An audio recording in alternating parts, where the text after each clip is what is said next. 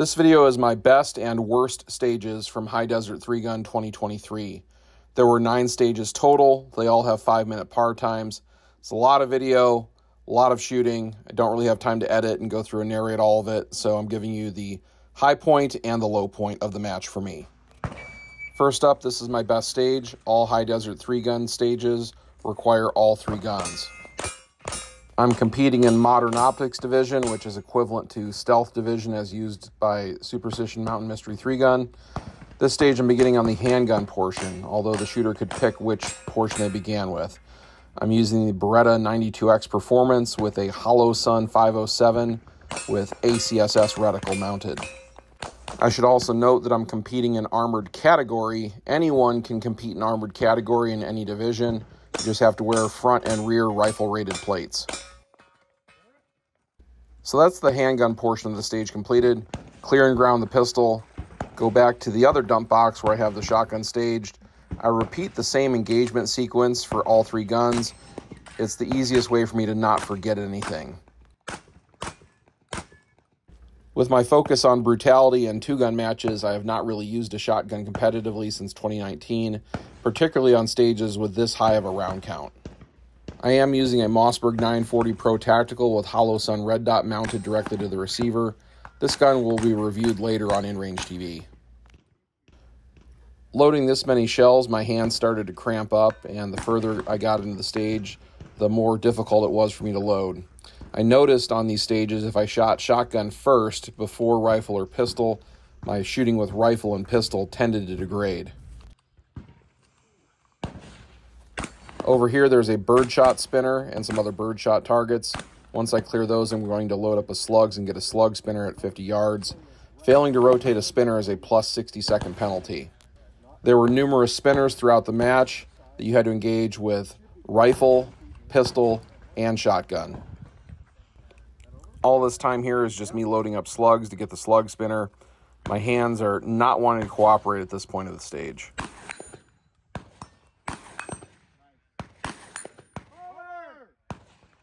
I shoot the rest of the slugs out, and on the retreat, I need to start loading up birdshot for the final shotgun targets. Note, I'm actually resting the gun in one of the windows that you have to shoot through. Wanted to take some strain off my arm and give it a rest while I was doing this. At this point, I've also exhausted the number of shells I have in caddies, so I'm grabbing loose shells out of a utility pouch.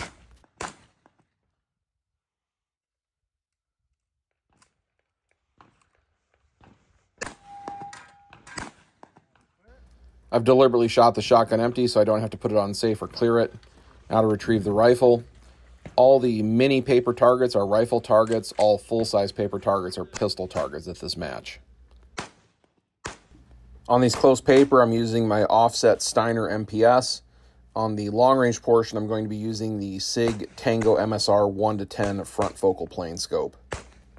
Once I'm done engaging these paper here, I exit out the side of the shooting area.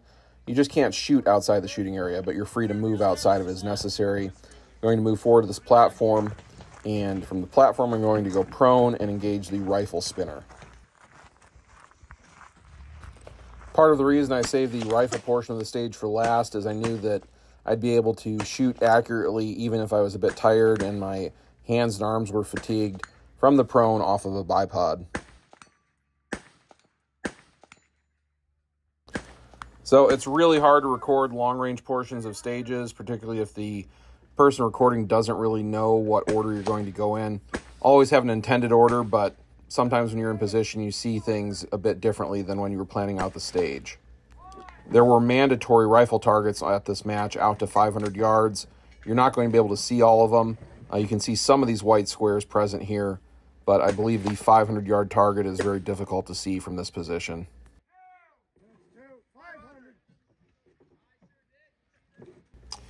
It's also raining, as you can see on camera here, and the ROs have a little bit of a hard time calling the hits on the final target of the stage.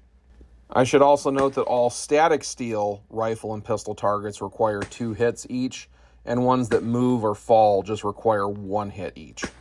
So these are static steel I'm engaging, so they each require 2 hits. So that was my best stage of the entire match, and I'm 4th in division with 87.51% of the winner's score. Overall, I'm 32nd with 43.89% of the winner's score on this stage. Going up against open shooters and trooper shooters with mag-fed shotguns, you can imagine how much faster they are when they don't have to reload all the shells individually, like tube-fed shooters do. And this is going to be my worst stage of the match because I did not follow my own advice and standard practices by testing out every prop before I got on the stage. You'll see what I mean here very shortly. I did opt to start on this side of the stage because it was the most pistol heavy. The static plates here again require 2 hits each with pistol. Note how I keep the muzzle down range while I'm retreating. After I engage the full-size paper here, I have to step onto the wobbly bridge. And here's how I didn't follow my own advice. I did not test this prop and get on it and see how it performed prior to starting the stage. You've seen me shoot from other wobbly bridge props before on this channel, and normally they're not a problem for me, but there's something about this one that the way my body wants to auto-correct to the movement just makes it oscillate faster and faster. Stepping in the corner, as the RO suggests, doesn't really seem to help. Stopping myself by grabbing the bar is fine, I just can't make contact with it while I'm shooting. I was not expecting this level of difficulty, and I'm having to put much more conscious effort into my shooting. This is where my stage plan starts to fall apart, and every part of the stage is going to get harder as a result because I'm going to have to actively think about what I'm doing in every portion.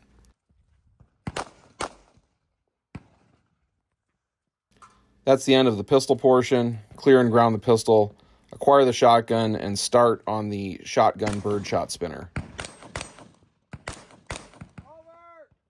Now I'm going to load slugs and engage the 2 slug plates at about 50 yards. I'm going to fire the first round of birdshot out, then make the slug hits.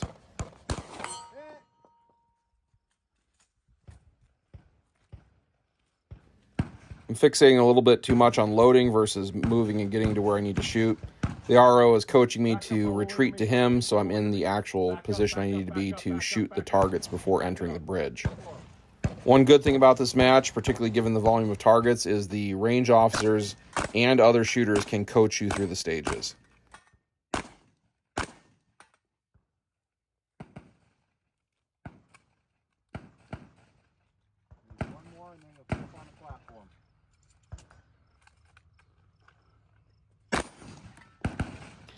Now onto the bridge with a shotgun. The shotgun was the easiest gun to shoot while moving for obvious reasons. Getting it loaded while on the bridge, though, is a bit more challenging. I probably should have loaded it all the way up before stepping onto it. You can see that the RO is concerned enough about my movement that he actually steps on the bridge. I don't think they were planning on having it move this much for shooters. I did try getting on the bridge again after I was done with the stage, and the trick I found for me to be able to not move it was I had to very consciously think about remaining stationary. If I let my automatic muscle reactions take over and try to compensate, it just turned into a tailspin of movement. Red targets are no-shoots, so I did get a no-shoot penalty there as well. Shotgun is cleared and grounded. Retreating with rifle. Got to engage the mini paper targets. Going to use my offset red dot for that. From on the bridge, I'm going to have 3 steel targets at about 75 yards that I need to make hits on. It becomes very apparent I'm not going to make the hit, so I just fire off rounds to get the engagement and not have a failure to engage penalty. And then I'm going to step off, go prone, and engage the rifle spinner at about 100 yards. These stages are just so long that I find it difficult to go at anything close to full speed through them. And it's not a physical question, it's more of just a mental processing question of just so much stuff going on the stage that it's difficult to remember where everything is and go to it automatically like I can on two-gun action challenge match or brutality style stages where it's linear and you're shooting the same 3 targets from multiple positions. Here, you got to remember all the angles. Yes, people can coach you. If you're getting coached, though, you're probably not going to be winning the stage. The best shooters are capable of remembering all this stuff and processing through these entire stages at full speed. There's a couple long-distance targets that I couldn't see from the prone, and given the environmental conditions, with it overcast, the targets are kind of blending into the background. Going to have to hunt for them a little bit before I start engaging. I time out on the stage with 1 hit required remaining on one of the targets.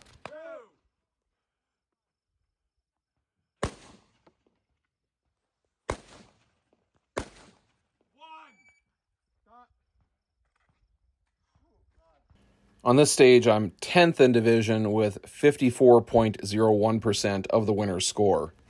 Overall, I'm 80th with 30.79% of the winner's score. In the final results, I am 3rd in armored category.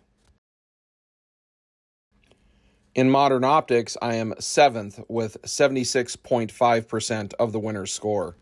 Overall, I'm 57th with 48.6% of the winner's score.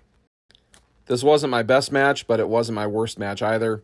Just out of practice on these high round count stages, particularly with this much shotgun involved.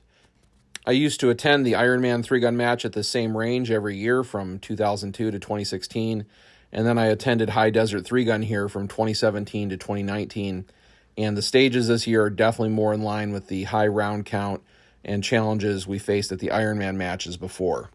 That's not a bad thing, it just requires a different training focus and preparation than I've been engaged in for a while now. I definitely like having other major events that challenge me, that I can attend, that I'm not responsible for running like the Brutality matches. With that in mind, we will be running High Desert Brutality at the Parma Rod and Gun Club that hosts High Desert 3-gun in August of this year. Check out the dates for that on brutalitymatches.org. Thank you for watching, and remember, the Second Amendment is for everyone.